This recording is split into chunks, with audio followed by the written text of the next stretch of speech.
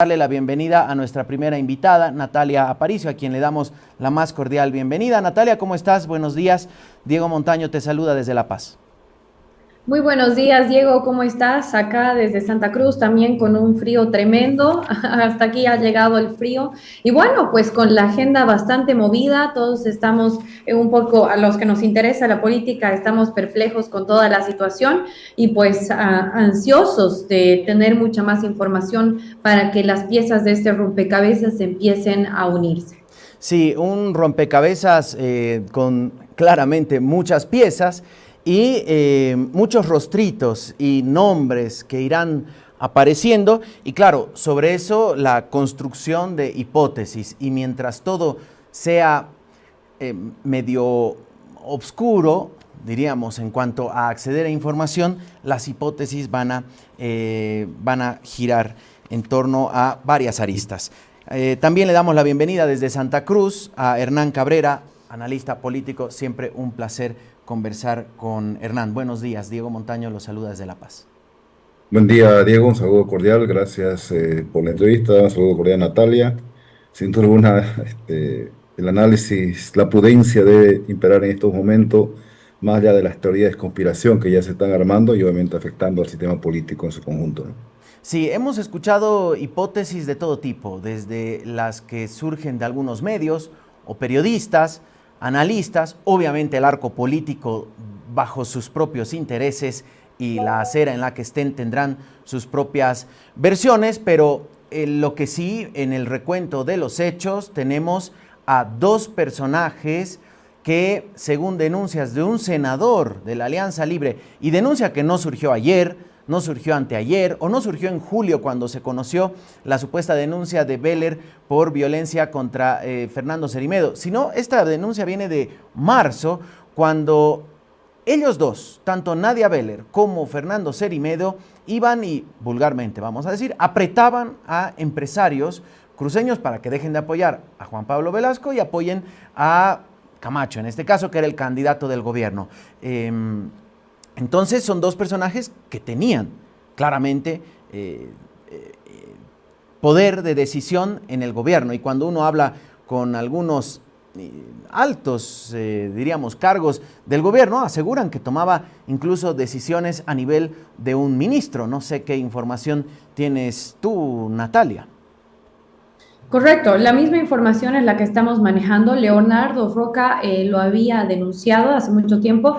Yo misma, en mi afán para buscar más información, antes de que todo esto explote, lo había llamado a Leonardo Roca para pedirle la información que él tenía sobre este tema y sí, es correcto. Él en algún momento lo llamó el Quintana argentino y mencionó la cercanía que tenía. Es por eso que él hace una petición de informe.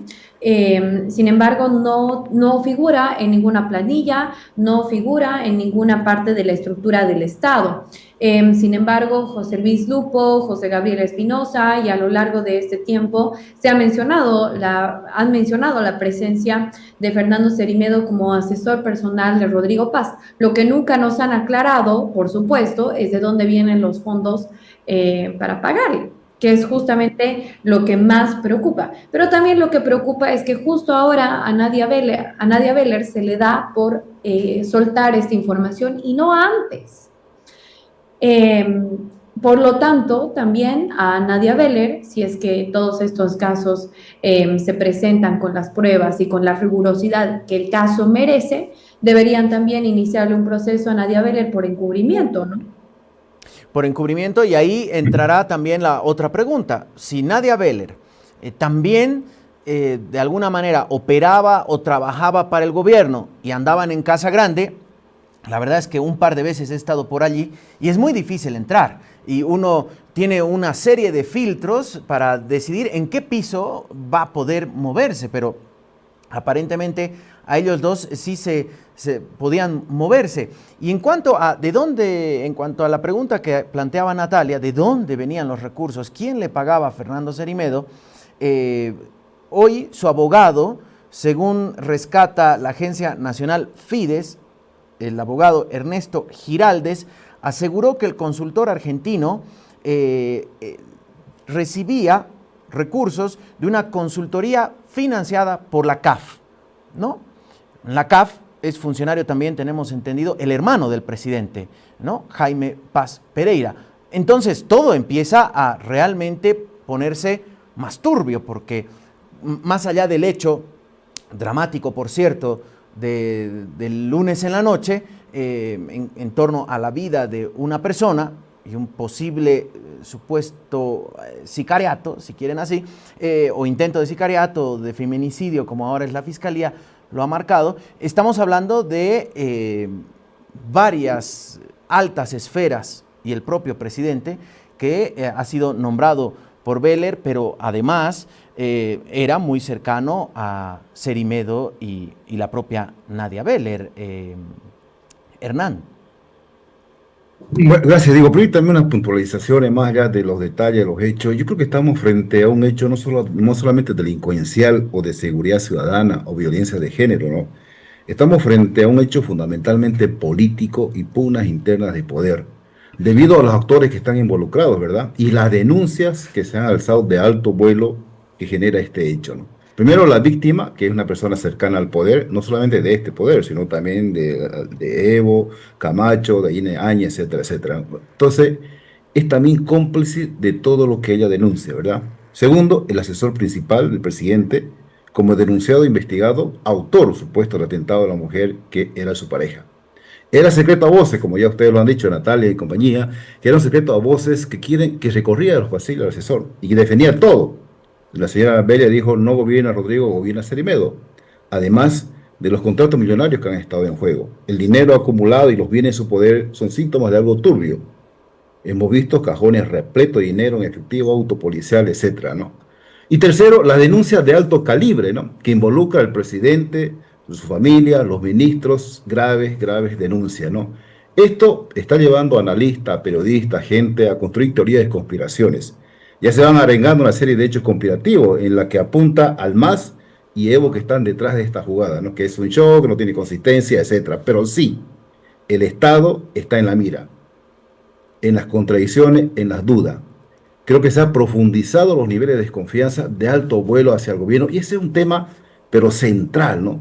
Más allá que el presidente ya ha declarado, el vocero, etcétera, pero fíjate vos, en el comunicado del presidente no menciona una sola línea de la denuncia, no menciona una sola línea de las relaciones de Cicerimedo, no lo menciona para nada. Lo único que dice es que hay que actuar, se debe investigar, la transparencia, ir hasta el fondo, etcétera, etcétera, etcétera. Entonces, es definitivamente algo que nos pone a nosotros como Estado, como sociedad, entredicho, en el vaivén, en la indefensión, en realmente qué va a pasar de aquí para adelante. Yo creo que la gran pregunta es qué hacer de aquí para adelante con todas las teorías de conspiraciones, con todo lo que está viendo un hecho que tiene cierta incongruencia, un montón de cosas, ¿verdad? Pero en primer lugar el presidente debe hablar al país. Pero debe ser claro, está su autoridad en desmedro, está su autoridad plenamente entredicho, ¿no? Más allá que ha sacado un comunicado, pero amerita que el presidente le diga al país qué está pasando realmente con esta relación. ¿Por qué no se trata que el vocero salga a declarar o alguien por el estilo? Porque ha sido mencionado él y su familia ante estos hechos de denuncia que, bueno, que lo dice una señora que está siendo cuestionada en las redes, que está siendo crucificada también, si querés, por su pasado, que ha estado con un poder, que ha estado con el otro, etcétera, etcétera. Pero hay un hecho concreto, ¿no? En el sistema judicial creo que se ciernen dudas y sospechas, ¿no? Porque en el fondo nunca va al fondo de los temas del sistema judicial. Ahí están las 32 maletas, ni un solo procesado, ni un solo detenido, ni un solo acusado, todos libres. Y son enormes casos que se están quedando en el olvido. ¿Y qué dice del oro, Impunidad, Hernán? perdón. Y del oro, el único detenido También, también obviamente, liberado. lleva eso, ¿no? También está el oro, ni un procesado, ni un detenido, todos libres, y el oro seguirá. Y la policía, el oro seguirá, y la policía sin tener respuesta. El avión, ¿te acordás? El avión siniestrado con los millones bolivianos en el alto, también plenamente, ya la nebulosa no se sabe realmente qué hacer. Yo creo que impera ahora una comisión de alto nivel de parlamentarios con organismos internacionales porque es el Estado, el poder que está en el centro del meollo, en el centro del cuestionamiento. Y ahí, obviamente, hay que pescar en río revuelto y como se lo está haciendo probablemente, ¿no? Entonces estamos en una situación muy crítica. Yo desconfío del sistema judicial. La misma señora Bella ha pedido que no sea reservado, ya el fiscal lo ha declarado reservado, en pugna con el presidente del Tribunal Supremo de Justicia, que también son dudosas sus actuaciones. Ir a visitarla, a la señora Beller, el señor, haber recibido llamadas de Cerimedo, del señor de Saucedo, pucha, son contradicciones tremendas. No estamos haciendo no es un tema menor, es un tema definitivamente fuerte, gordo, para mí, esencialmente político y de pugnas internas de poder. Ahora, Natalia, cuando uno escucha a las autoridades de gobierno, hace instantes, déjenme decirles que llegó a su acto de interpelación el ministro Zamora, el que tenía que viajar a Brasil con Espinosa. Bueno, está en la Asamblea Legislativa, lo abordaron los colegas al entrar, y sobre Cerimedo dijo, no, solo daba algún tipo de asesoramiento en comunicación, y como que ahora nadie lo conoce, ¿no? En la asamblea nunca lo vieron, no era muy cercano, nadie lo conocía. Quiero que mostrarles esta foto. Esta es la captura de una publicación que hizo el presidente de la Cámara de Diputados en el mes de marzo, respecto a una visita de la primera dama a él como presidente de la Cámara de Diputados. Y miren quién está saliendo del ascensor, junto con la primera dama, quién llegaba. Entonces, si Cerimedo no tenía una participación, diríamos, tan protagónica como sabíamos, y ahora quieren desdecirse desde el gobierno, claro, la pregunta es ¿por qué acompañaba a la primera dama a una reunión con el presidente de la Cámara de Diputados? Bueno, dicho esto, parece que nadie lo conocía a Cerimedo, casi nadie hablaba con él. Las tarjetitas, ¿quién las habrá mandado a hacer? La que decía asesor principal, con un correo electrónico con dirección de presidencia. No sé si alguien puede hacer realmente eso. En la parte inferior ustedes podrán ver principal@presidencia.gov.bo. Ese era su correo electrónico, o bueno, según esa tarjeta. Iba a cócteles, uno hablaba con autoridades y reconocían que tenía cierta influencia. Entonces, con todo esto, si el vocero dice que no lo ve hace semanas, que apenas se cruzó alguna vez, debería salir el presidente a aclarar esta situación, porque era alguien cercano a él y era el asesor principal, como dice la tarjeta, del presidente del Estado, Natalia.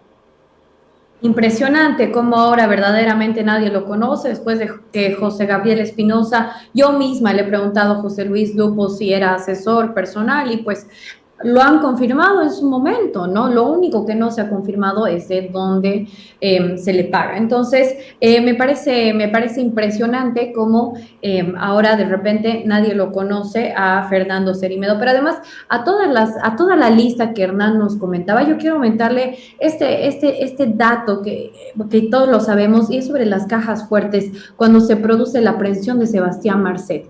Recordemos que el ministro Oviedo no actuó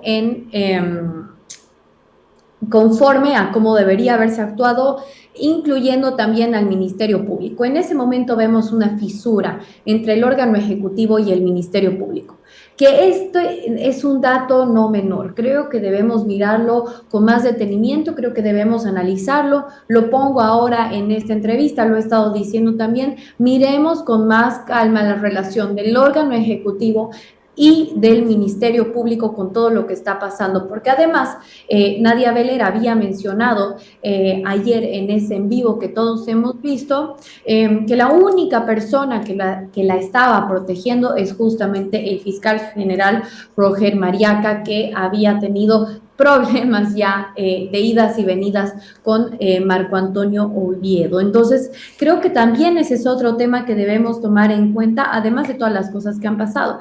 Por otro lado, hay un grupo de personas que hacen monitoreo de redes sociales, muchas personas, hay, incluso sistemas informáticos que se trabaja sobre esto, y desde hace muchos meses ya se habían detectado ciertas páginas, ciertos perfiles falsos de personas que iban justamente a instalar narrativas, a comentar cosas siempre defendiendo al gobierno o atacando a los enemigos del gobierno.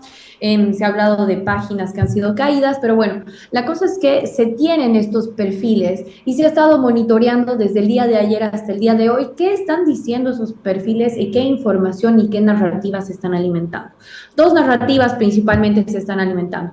La primera, donde se la muestra a Nadia Beller en su faceta como parte del movimiento al socialismo, ¿no? Entonces, poniéndola a Nadia Beller como masista, ¿no? Siendo que Nadia Beller, ella misma lo había mencionado, ha sido parte del gobierno de Rodrigo Paz con consultorías desde la promulgación del decreto 5503. Segunda narrativa que se ha estado instalando de estos perfiles, que todo fue un hecho montado. Creo que tenemos que tomar esa información y sobre específicamente de que ha sido un hecho montado, eso es una cosa. Eso hay que tomarlo independientemente de las otras denuncias que Nadia Beller ha realizado en contra incluso de la propia familia de Rodrigo Paz y de todo el actuar de Fernando Cerimedo. Entonces son dos temas que debemos tocarlos de manera diferente y por supuesto, el primer análisis que hacía Hernán. Aquí hay intenciones e intereses políticos grandes, intereses internos, privados, no privados y también intereses extranjeros. Creo que es fundamental esto. Y pedirle a los medios de comunicación, a los periodistas, que podamos aclarar quién es Nadia Beller. Nadia Beller no es una activista, ella es una operadora política que ha estado vinculada con muchos gobiernos, con muchos intereses de poder y por supuesto las declaraciones de Nadia Beller están medidas, están trabajadas. Hay cosas que no las ha soltado, hay cosas que sí las ha soltado. Entonces, toda esta información tenemos que agarrarla con pinzas, tenemos que analizarla con detenimiento y con mucha calma, porque por supuesto, lo que nosotros vemos, y siempre lo repito, lo que nosotros vemos, lo que la población ve, es una cosita, es la punta del iceberg con lo que realmente pasa en la Casa Grande del Pueblo, con lo que realmente pasa en ese pequeño grupo de élite política que sabe la realidad del país. Chicos, tiene un objetivo, ¿verdad, Diego? Un Sí. objetivo claro. El hecho de que la señora Bella haya dado declaraciones temprano a un medio local, luego a la Argentina, al lado, dos, tres medios, casi toda la tarde ha conversado, luego obviamente ha activado sus redes sociales. Creo que hay un objetivo claro y ese es uno de los hechos concretos. Creo las declaraciones, las denuncias de alto vuelo, ¿no? Obedecen probablemente a ciertos intereses, obedecen probablemente a ciertos objetivos claros y concretos, ¿no? Y eso es lo que se tiene que esclarecer totalmente, ¿no? Incluso ahora me llega un amigo supuestamente del gobierno y dice, son balines que ha registrado la señora Bella. Eso ya va a salir. Ya se arma a la gente imaginativamente tantas teorías y tantos hechos, ¿no? Por un hecho evidentemente que tiene ciertas dudas, pero para mí creo que la denuncia, más allá que haya sido la señora Bella, es de alto vuelo. Compromete al poder en esencia. Y mucho más ahora en la situación en la que estamos, con la crisis combustible, la crisis ética, la ola de delincuencia, los asesinatos, los sicariatos. Imagínate ese paquete de cosas que hay y encima se viene una tormenta de denuncias que compromete al presidente, a su familia. Pues ellos son los que tienen la palabra, no es el vocero, no es cualquier pin, es el señor presidente que tiene que definitivamente tener la palabra y decirle, bueno, país Bolivia, aquí estoy, le hablo con la verdad. Si no lo hace, lamentablemente va a seguir perforando su credibilidad, ¿no? Y esto, además, a ese cóctel que relataba Hernán, que casi parece la tormenta perfecta, como suelen decir los analistas, en las que no hay diésel. El sector productivo en emergencia, en rechazo por el decreto que sube el diésel a 18 bolivianos. Hay una situación económica, una crisis económica latente. Estamos a puertas de que se acabe el estado de excepción y por lo tanto amenazas de sectores que dicen al día siguiente arrancamos con lo nuestro. Y con una asamblea que ayer, en esta jugada de poder, de demostración de poder, censuró a uno de los hombres fuertes del gobierno, que es el ministro de Economía, José Gabriel Espinosa. La explicación de después la vamos a estar hablando, pero es un momento muy complicado para el gobierno. Hoy otro hombre fuerte, muy ligado personalmente además con el presidente, tendrá que estar y va a comparecer ante la Asamblea en una interpelación. Entonces la Asamblea ya está jugando fuerte, ayer lo ha demostrado, 91 votos contra 38, aritméticamente es muy fuerte. ¿Y cómo sale de esto, Natalia, el gobierno? Pues la tarea del gobierno ahorita es la más difícil. ¿Cómo recuperar esa credibilidad que está llegando por el piso, que la imagen del presidente está por el piso? Creo que la única manera de recuperar algo de credibilidad, porque no lo va a hacer, este gobierno de verdad ha demostrado que no puede controlar casi nada, deberá al menos resolver la crisis de combustible ya, porque no solamente lo que está pasando es a nivel político, sino a nivel productivo económico. Los cañeros se están declarando en emergencia, pero no solamente eso, sino que en el contexto en el que estamos es un contexto de narcoterrorismo. Lo que estamos viviendo ahorita en nuestro país se llama narcoterrorismo. Lo que está pasando en San Matías es narcoterrorismo. El sicariato a Mauricio Aramayo a principios de año, el otro sicariato al magistrado Víctor Hugo Claure. Entonces, lo que tiene que hacer el gobierno es solucionar lo fundamental ahora. Dos temas importantes, los dólares, segundo tema importante, combustible. Si quieres recuperar algo de credibilidad y por supuesto dar la cara, por supuesto responder. Rodrigo Paz debe responder por el estatus de Fernando Cerime. Ni una sola palabra en su publicación de Facebook de anoche, ni una sola. Entonces, dar la cara, responder, decir claro a la gente qué es lo que está pasando y empezar investigaciones, pero claro, lamentablemente en el órgano judicial, ¿quién cree? ¿Quién cree en la verdadera independencia de poderes? Entonces, en general, lo que estamos viviendo ahorita, haciendo un análisis, por supuesto, esta es una multicrisis, pero también estamos hablando de la decadencia del sistema político y del sistema de partidos. Estamos en un momento decadente del sistema político boliviano, que se ha venido gestando desde hace muchísimo tiempo, pero que estamos viendo ya los resultados claros de un sistema político que ni el oficialismo, cualquiera que haya sido el oficialismo, ni la oposición, cualquiera que haya sido la oposición, ha trabajado como debió haber trabajado, con integridad, con trabajo verdadero de creación de bloques orgánicos. Entonces, creo que debemos ver esto como si un momento de fondo, que yo no sé cuál será el fondo de nuestro pobre país, no sé en qué momento vamos a tocar fondo para empezar a sanar esta multicrisis en la que estamos metidos. Gracias, Natalia. Hernán, ¿cómo sale el gobierno de esto? Muchos ya hablan hasta de revocatorio, de dar un paso al costado. Personas que estaban desaparecidas, como el exministro de Gobierno Eduardo del Castillo, el exministro de Gobierno de Arce, salió ayer a decir que den un paso al costado. Bueno, los tambores de guerra ya se están escuchando, ¿no? Hasta octubre, tambores de guerra que implica la serie de demandas de los sectores de promesas incumplidas del gobierno. Recuérdese que en los 53 días de bloqueo se dedicó a firmar convenios sectoriales, ¿no? Con un sector, con el otro, para tratar de superar la crisis de los bloqueos. Pero estos acuerdos no están siendo cumplidos y ya anunciado, se acaba obviamente el estado de excepción y será generar varias cosas. Bueno, el qué hacer yo creo que es sencillo, ¿no? Pero lamentablemente el discurso presidencial del 6 de agosto dejó mucha incertidumbre, ¿no? Muchas dudas. ¿Por qué? Porque una de las cosas que dijo el presidente que ya no va a gobernar, no va a hacer alianza, se va a olvidar de los partidos políticos, etcétera. Y eso creo que le está generando hoy un costo con la censura a los ministros y probablemente muchas otras acciones desde la Asamblea Legislativa que debe tener su rol de fiscalización. Lo han dicho varios expertos académicos, ¿qué hacer? Concertación política, alianzas políticas.